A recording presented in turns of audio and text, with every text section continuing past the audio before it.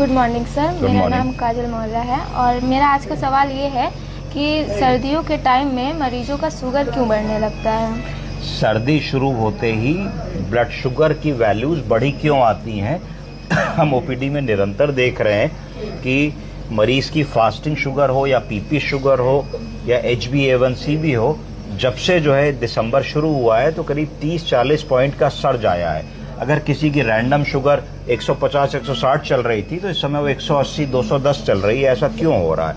तो ठंड शुरू होते ही जीवन में क्या बदलाव आते हैं। डायबिटीज़ में बहुत सारा इम्पॉर्टेंट रोल दवाओं के साथ साथ लाइफ स्टाइल मॉडिफिकेशन का भी है। तो ठंड में क्या प्रॉब्लम हो रही है कि हम जल्दी सो जा रहे हैं, भारी खाना खा रहे हैं, मूली के पराठे और मटर के पराठे और दाल के पराठे और ऐसी चीज़ें खा रहे हैं। घरों में मीठी चीज़ें बन रही हैं, कभी गाजर का हलवा बन रहा है, कभी कुछ बन रहा है, वो सब खा ले रहे हैं। मिठाइयाँ आ रही हैं। दावतों का सीज़न, शादियों का सीज़न भी बहुत है। क्रिसमस पार्टीज, अब न्यू ईयर पार्टी होने वाली है। तो बहुत सारी ऐसी चीज़ें हैं जो ऐसे कारण हैं कि जो मॉडिफाइबल फैक्टर्स हैं जो हमारे हाथ में थे, हमने उसमें थोड़ा सा ढील दे दी है। अब हम सुबह देर से उठने लगे हैं क्योंकि ठंड आ गई है। तो सुबह कोहरा होता है तो हम 7 बजे उठ के वॉक पे कैसे जाएं, तो हम 8-8:30 बजे उठ रहे हैं। तो हमारी वॉकिंग ख़त्म हो गई। तो वॉकिंग से जो 30-40 पॉइंट शुगर हम बर्न करने वाले थे वो शुगर बर्न नहीं हो रही है।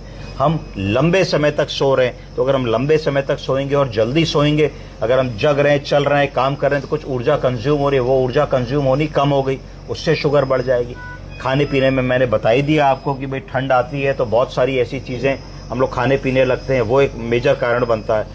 और कई बार ऐसा होता है कि ठंड में लोग दवा उनको समय पे नहीं मिल पाती या इंसुलिन समय पे नहीं मिल पाती, तो या कई बार लोग कहते हैं कि साहब हम इसमें ठंड में थोड़ा जल्दी सो जाते हैं, तो रात वाली दवा कभी कभी मिस हो जाती है। तो बहुत सारे ऐसे फैक्टर्स हैं जो हमारे हाथ के हैं, जो हमको देखना है। इनमें से जो भी फैक्टर हमारे साथ हो रहे हों, कोशिश करके हमको उनको मॉडिफाई करना है जिससे कि हम अपनी शुगर को अच्छी तरीके से कंट्रोल कर सकें।